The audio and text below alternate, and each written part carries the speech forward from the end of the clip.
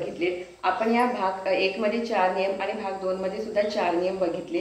तर या 4 नियमांपेक्षाही पुढे जाऊन आणखी नियम आहेत, परंतु आपल्याला विद्यार्थ्यांचा विचार करता या 8 नियमांमध्ये आपण मराठी भाषा अतिशय छान प्रकारे लिहू शकतो। तर आदरणीय साहेबांच्या सांगण्यावर मी पुन्हा एक व्हिडिओ घेऊन आलेले आहे।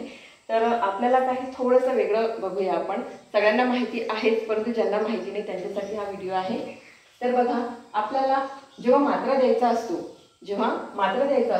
तेव्हा आपल्याला मात्रा हा असाच द्यावा लागतो। हे जे आपण क लिहिलेलं आहे, हे क लिहिल्यानंतर ही जी उभी रेष असते ना, याच्यावरच आपल्याला हा मात्रा द्यायचा असतो। हे एक मात्रासाठी नियम आहे। आपल्याला हे असं किंवा हे असं कसंही जर आपण लिहिलं तर ते थोडंसं चुकीचं होईल आणि दिसायला सुद्धा छान दिसणार नाही। त्यानंतर दोन मात्रे जर आपल्याला द्यायचे असेल तर हे दोन मात्रे जे आहे हे या रेषेवरच आले पाहिजे। हे असंच लिहिले गेले पाहिजे। आपल्याला यानंतर आपल्याला एक कानाने एक मात्रा जर लिहायचा असेल, आपल्याला ओ लिहायचा आहे। समजा ओ ठ लिहायचा आहे आणि हा झाला ओ ठ। यामध्ये या दोन शब्दामध्ये कोणता बरोबर शब्द असेल तर हा बरोबर शब्द आहे। का? कारण काय आहे, जेव्हा आपल्याला एक कानाने एक मात्रा जेव्हा लिहायचा असतो, जेव्हा हा काना लिहितो ना त्यावरच हा आपल्याला मात्रा यायला पाहिजे। हे जर आपण असं मध्ये लिहिलं किंवा इथे लिहिलं तर हे चुकीचं होईल। म्हणून लिहिताना आपल्याला एक काना एक मात्रा देताना हा जो काना असतो त्यावरच हा मात्रा यायला पाहिजे। जसं कोट, एक काना एक मात्रा कोट। आपल्याला हे कोट असं लिहिलं तर ते चुकीचं होऊ शकते। म्हणून आपल्याला लिहिताना एक काना एक मात्रा जर द्यायचा असेल तर हा असाच द्यावा लागतो।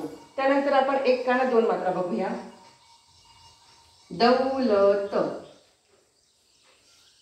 दौलत। यामध्ये कोणता बरोबर आहे? अगदी बरोबर, हा शब्द जो आहे तो बरोबर आहे। कारण आपण दौलत जर असं लिहिलं तर हे चुकीचं होईल आणि एक काना दोन मात्रे, या कानावर हे दोन मात्रे यायला पाहिजे, तेव्हा हे शब्द बरोबर होईल। तर अशा प्रकारे हे आपल्याला सांगता येईल। आता अनुस्वाराच्या बाबतीत बघूया। अंगण आणि अंगण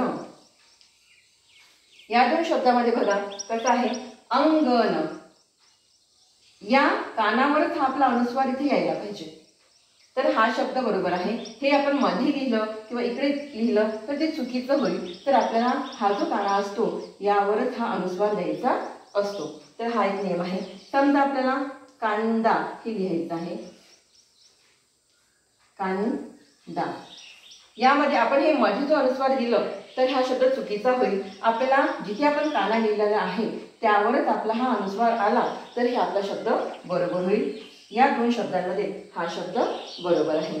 त्यानंतर आपण आशीर्वाद, आशीर्वाद आणि आशीर्वाद। नियमामध्ये एक नियम सांगायचा राहिलेला आहे।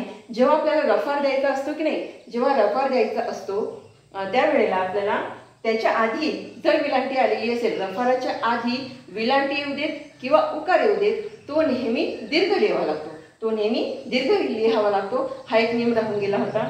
तर बघा, या दोन शब्दांमध्ये हा शब्द बरोबर आहे। कारण रफार आलेला आहे, रफाराच्या आधी जर उकार येत असेल, विलांटी येत असेल तर आपल्याला ती नेहमी दीर्घच द्यावी लागते। तर हा शब्द बरोबर आहे। आता आपण उकार दीर्घ कसा द्यायचा ते बघूया। आता सूर्य, पूर्व, आणखी आता बघा सूर्य आपण म्हटल्यानंतर आपला नियम काय सांगतो की रफारचा जर शब्द येत असेल, अक्षराला रफार येत असेल आणि त्याआधी जर आपल्याला विलांटी किंवा उकार द्यायचा असेल तर तो नेहमी दीर्घ द्यावा लागतो। तर या ठिकाणी आपण दीर्घ उकार दिलेला आहे। पूर्व या ठिकाणी आपण दीर्घ उकार दिलेला आहे। आपल्याला हे असं लिहायला जमत नाही, हे चुकीचं होईल। कारण नियम असा सांगतो की जर आपल्याला रफारचा शब्द येत असेल, रफारचं जर अक्षर येत असेल आणि त्याआधी विलांटी किंवा उकार द्यायचा असेल तर तो नेहमी दीर्घ द्यावा लागतो।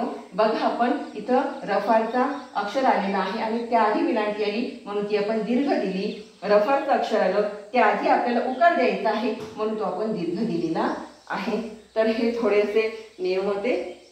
थँक्यू.